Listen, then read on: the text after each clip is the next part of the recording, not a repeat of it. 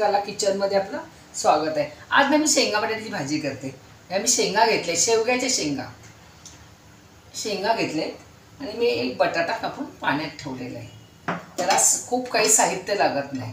हे आपलं वाटण वाटलेलं मला तर तयारच असतं।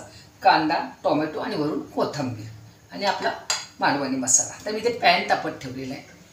पॅनमध्ये आपल्याला तेल टाकायचं। तेल जरा छानच टाकायचं, तर ही भाजी चमचमीत व्हायला पाहिजे। तेल मी जरा जास्तच टाकते, 1.5 पळी तेल टाकलेलं आहे। तेल जरा थोडं ते टाकून द्यायचं। मी कांदा घेते, एक मीडियम साईजचा कांदा घेतलेला आहे बघा, जास्त पण नाही, एक मीडियम साईजचा। कारण काय आपल्याला जेव्हा वाटण असेल तेव्हा कांदा कमी असेल तेव्हा चालतो। चांगला लाल करून घेते कांदा।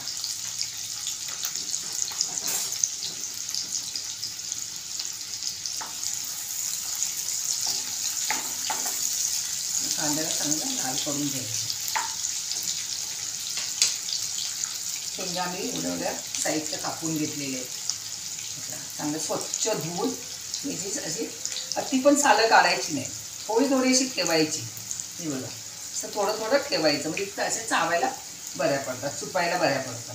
अगदी पूर्ण सोलून टाकायची नाही ती। आता कांदा चांगला लाल होईल।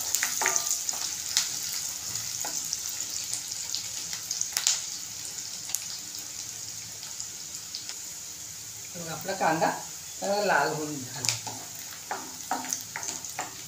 तर याच्यात टोमॅटो टाकते, एक टोमॅटो घेतला मीडियम साईजचा।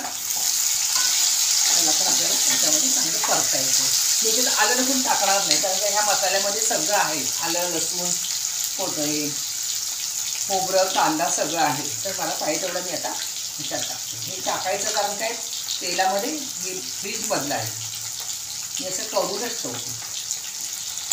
जेवढं आपल्याला पाहिजे तेवढं आपण टाकून घेऊन तेलातच परतून घेऊया। थोडं फ्रीजरमधलं आहे म्हणून तो जरा परत आहे। मी लवकर काढून ठेवलं असतं, 1 तास आधी तर झालं असतं। त्याला चांगलं अगदी मेंटून घ्यायचं।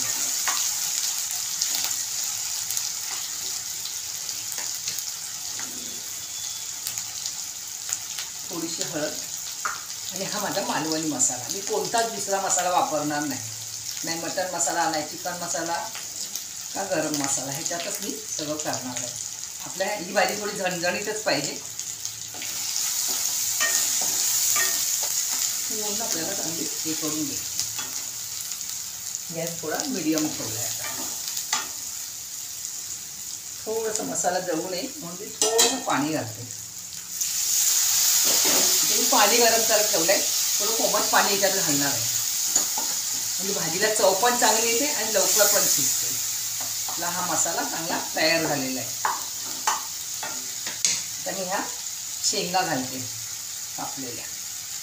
शेंगा माझ्या पाव किलो आहेत, म्हणजे सगळ्याच करते, म्हणजे भाजी अशी भरपूर होऊन जाईल।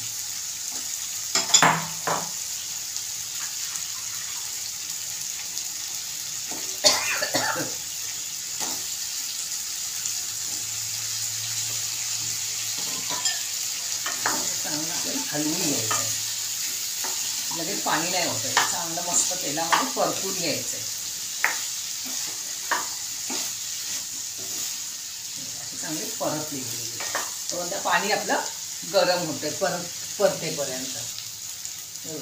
चांगले आपल्या मसाल्यामध्ये चांगल्या शेंगा परतल्या आहेत, शेंगा आणि बटाटा एकदम मस्त असं तेल सुटेपर्यंत परतले आहेत।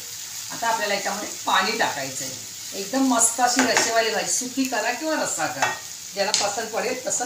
आता मी ते पाणी उकळवलं नाही, असं मीडियम म्हणजे असं गरम करून घेतलं आहे, कोमट पण नाही, गरम करून घेतलेलं आहे। ह्याची चव अजून छान होते आणि भाजी पण लवकर शिजते।